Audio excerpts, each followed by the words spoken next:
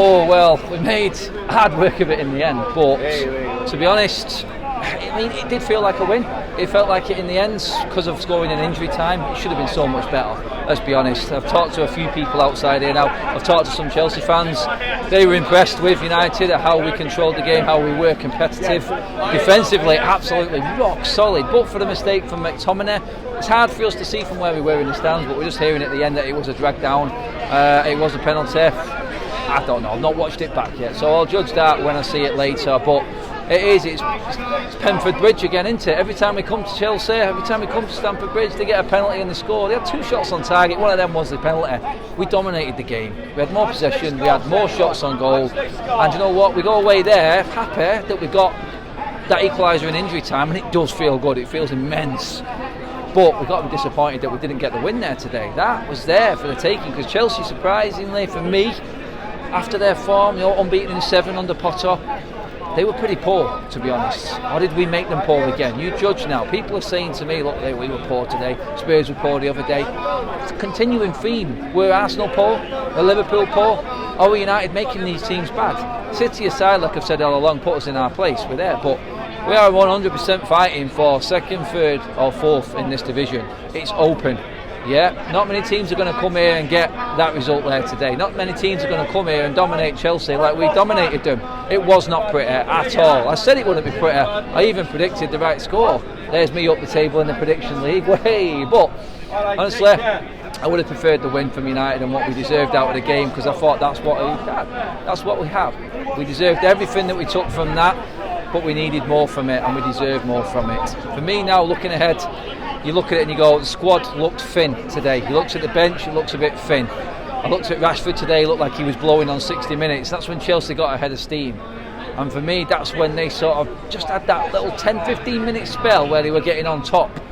And but for a silly mistake, like I said, again, a mistake from United. We're minimising them mistakes now, but it's just that moment in us all the time. Whether Scott McTominay was cold, not up with the speed of play, lost his man. Like I said, I've not watched it back yet. It's just disappointing because Chelsea were quiet. The stadium was dead. All you could hear was United fans. I'm sure that's what you heard on the TV. They were absolutely flat. And you know what? They got what they deserved in the end, because they did not deserve 3 points out of that. I think even Potter, if you ask him, I've not watched anything like I said, but I'm guessing in his interview right now he's saying that was lucky for us to get a point. Never mind go away with a win. If he says he's disappointed that he didn't get 3 points, then he's lying through his teeth, because they did not deserve anything out of that game.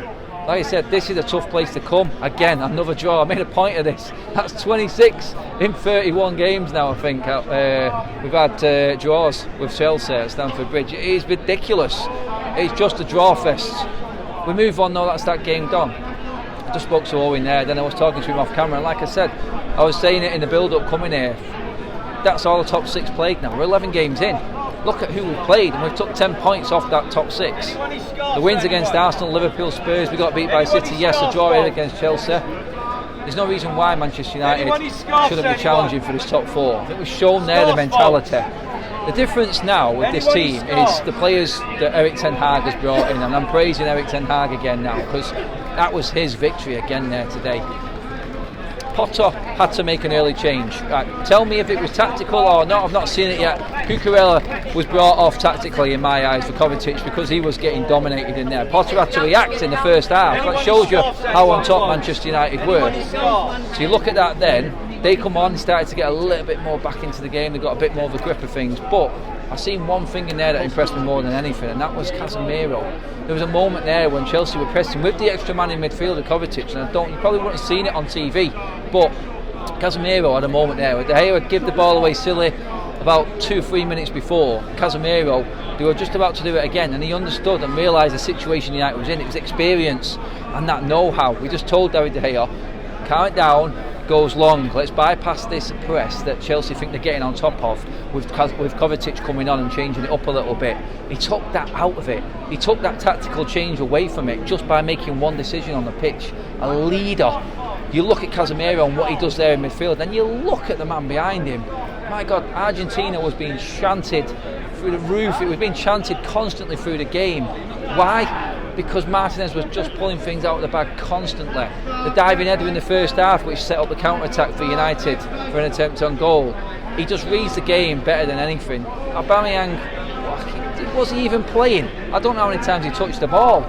He had him in his back pocket. He had everything under control at the back there. Even when he has to deal with his partner Varane coming off, which I hope isn't too bad. I don't know if it was concussion or I don't know what it was, but he looked like he was walking okay in the end. We'll see. I'll watch it back later. But Martinez adapting straight away to Lindelof coming on the pitch.